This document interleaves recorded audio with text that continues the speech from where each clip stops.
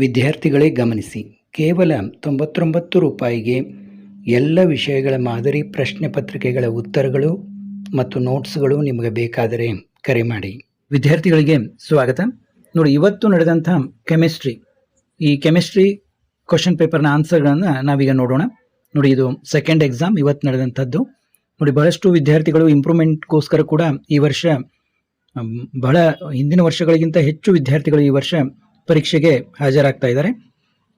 ನಿಮಗೆಲ್ಲ ಏನು ಒಂದು KCET ಗೈಡೆನ್ಸ್ ಬೇಕಂದರೆ ಕೇವಲ ಒಂದು 500 ರೂಪೀಸ್ ಪೇ ಮಾಡಿ ಎನ್ರೋಲ್ ಆಗಿ ನೀವು ನಿಮಗೆ ಒಂದು ನಿಮ್ಮ ರ್ಯಾಂಕಿಗೆ, ಮುಂದೆ ನಿಮ್ಮ ರ್ಯಾಂಕ್ ಏನು ಗೊತ್ತಾಗ್ತದಲ್ಲ ಆವಾಗ ನಿಮ್ಮ ರ್ಯಾಂಕಿಗೆ ಒಂದು ಒಳ್ಳೆಯ ಕಾಲೇಜು, ಒಳ್ಳೆಯ ಬ್ರ್ಯಾಂಚು ಯಾವ ರೀತಿ ಸಿಗ್ಬೋದು, ಯಾವ ಕಾಲೇಜು ಯಾವ ಬ್ರ್ಯಾಂಚು ಸಿಗ್ಬೋದು ಅನ್ನೋದನ್ನು ನೀವು ತಿಳ್ಕೊಬಹುದು.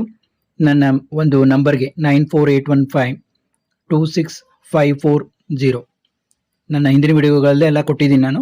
ಈ ನಂಬರ್ಗೆ ನೀವು ಕಾಲ್ ಮಾಡಿ ಅದನ್ನು ತಿಳ್ಕೊಬಹುದು. ಈಗ ಉತ್ತರಗಳನ್ನು ನೋಡ್ತಾ ಹೋಗೋಣ. ನೋಡಿ, ಮೊದಲನೇ ಉತ್ತರ ಏನಿತ್ತು ನೋಡಿ, select the correct option from the given choice. The mixture which shows positive deviation from Raoult's law is, ನೋಡಿ, ಇಥನಾಲ್ ಆ್ಯಂಡ್ ಅಸಿಟೋನ್. ಮೊದಲನೇ ಉತ್ತರ. Which of the following is homoleptic complex, ನೋಡಿ ಉತ್ತರ D.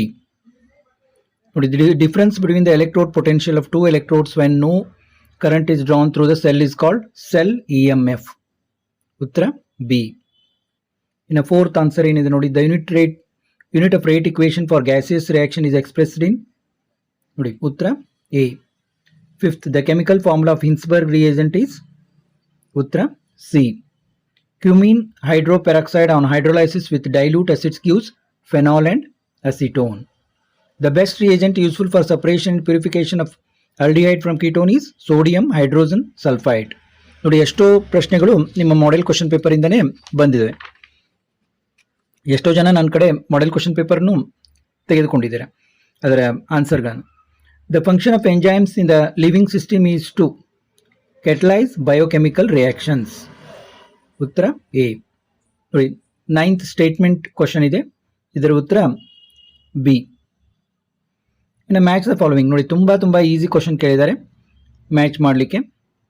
Vitamin A xerophthalmia, vitamin D rickets, vitamin B12 pernicious anaemia, vitamin K increase blood clotting time, ಉತ್ತರ A ಆಗಿದೆ. ಇನ್ನು acetylation of salicylic acid, ನೋಡಿ ಇದು ಬಹುಶಃ ಎಕ್ಸಾಮ್ 1ರಲ್ಲಿ ಕೂಡ ಕೇಳಿದ್ರದ್ನ ಆನ್ಸರ್ ಆಸ್ಪಿರಿನ್. ಇನ್ನು 12th ನೋಡಿ, A compound X with L molecular formula, ಇದ್ರ ಉತ್ತರ ಸಿ. ಇನ್ನು 13th ಟ್ರಾನ್ಸಿಷನ್ ಮೆಟಲ್ ಎ, ಇದ್ರ ಉತ್ತರ ಮ್ಯಾಂಗ್ನೀಸ್ Mn. ಇಲ್ಲಿ ನೋಡಿ 14th, ಇಲ್ಲಿ ವಿದ್ಯಾರ್ಥಿ ರಾಂಗ್ ಹಾಕಿದ್ದಾರೆ, ಎ ಅಲ್ಲ, ಉತ್ತರ D. 2-methyl propene and elimination reaction ಅಂತ ಉತ್ತರ ಆಗುತ್ತೆ, ಉತ್ತರ ಡಿ. ಇನ್ನು 15th ನೋಡಿ, 15th ಕೂಡ ಉತ್ತರ ಡಿ. ಇನ್ನು ನಿಮಗೆಲ್ಲ ಗೊತ್ತಿದೆ 16th ಇಂದ ಈಸಿ ಇರ್ತವೆ, ಅಷ್ಟೇನು ಟಫ್ ಇರೋದಿಲ್ಲ, ಈಸಿಯಾಗಿ ನೀವು ಗೆಸ್ ಕೂಡ ಮಾಡ್ಬೋದು. 16th answer mass by volume percentage. 17th answer ನೋಡಿ, 16th answer mass by volume percentage. 17th answer cerium. 18th answer ethoxy ethane. 19th answer chloroform. 20th answer primary. ಇಲ್ಲಿವರೆಗೆ ನಾವು ನಿಮ್ಮ 20 ಪ್ರಶ್ನೆಗಳ ಉತ್ತರಗಳನ್ನು ನಾವು ನೋಡಿದ್ವು.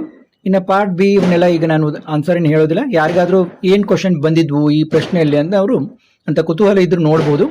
ಆಲ್ಮೋಸ್ಟ್ ಫಸ್ಟ್ ಎಕ್ಸಾಮ್ ಮತ್ತು ಸೆಕೆಂಡ್ ಎಕ್ಸಾಮ್ ಡಿಫಿಕಲ್ಟ್ ಲೆವೆಲ್ ನನಗೇನು same ಅನಿಸ್ತಾ ಇದೆ. ಕೆಲವೊಬ್ರು ತುಂಬ ಈಸಿ ಇತ್ತು ಅಂತ ಹೇಳ್ತಾ ಇದ್ದಾರೆ, ಕೆಲವು ವಿದ್ಯಾರ್ಥಿಗಳು ಟಫ್ ಇತ್ತು ಸೆಕೆಂಡ್ ಎಕ್ಸಾಮ್ ಅಂತ ಹೇಳ್ತಾ ಇದ್ದಾರೆ. ನನಗೇನು ಅದಷ್ಟೊಂದು ಏನು ಚೇಂಜ್ ಅನಿಸ್ತಾ ಇಲ್ಲ. ಆಲ್ಮೋಸ್ಟ್ ಭಾಳಷ್ಟು ಒಂದು model question paper based question ಪೇಪರೇ ಇದೆ ಇದು. ನೋಡಿ, ಪಾರ್ಟ್ ಬಿ ನಲ್ಲಿ ನೋಡಿ ಏನೇನು ಕೇಳಿದ್ರು ಅಂತ, ಮತ್ತು ಪಾರ್ಟ್ ಸಿ ಅಲ್ಲಿ ನೋಡಿ, ಪಾರ್ಟ್ ಸಿ ಅಲ್ಲಿ ಏನೇನು ಕೇಳಿದ್ರು ಅಂತ ನೀವು ನೋಡಬಹುದು ಇಲ್ಲಿ ಪಾರ್ಟ್ ಸಿ ಅಲ್ಲಿ. ಇನ್ನು ನೋಡಿ 29, 30 ಹಾಗೆ ತೋರಿಸ್ತಾ ಇದ್ದೀನಿ. ಅಂದರೆ ಕೆಲವೊಬ್ರಿಗೆ ಏನು ಕೇಳಿದ್ರು ಸೆಕೆಂಡ್ ಎಕ್ಸಾಮ್ನಲ್ಲಿ ಅಂತ ಕುತೂಹಲ ಇರ್ತದೆ, ಯಾವ ರೀತಿ ಇತ್ತು ಪೇಪರ್ ಅಂತ ನೀವು ನೋಡ್ಬೋದು ಇಲ್ಲಿ ಏನೇನು ಕೇಳಿದ್ರು ಅಂತ.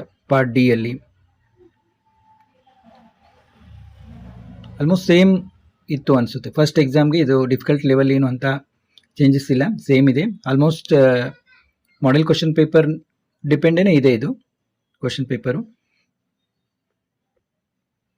ನೋಡಿ ಪಾರ್ಟ್ ಇ ಅಲ್ಲಿ ಪ್ರಾಬ್ಲಮ್ಸ್ ಯಾವ ರೀತಿ ಇದ್ವು ಅಂತ. ಇವನು ಕೂಡ ನೀವು ಭಾಳಷ್ಟು ಜನ ಕಾಮೆಂಟ್ಸ್ನಲ್ಲಿ ಹಾಕಿದರೆ ಇವನ್ನ ಆನ್ಸರ್ ಕೂಡ ಹಾಕ್ತೀನಿ ನಾನು. ಮತ್ತೆ ಭೇಟಿಯಾಗೋಣ.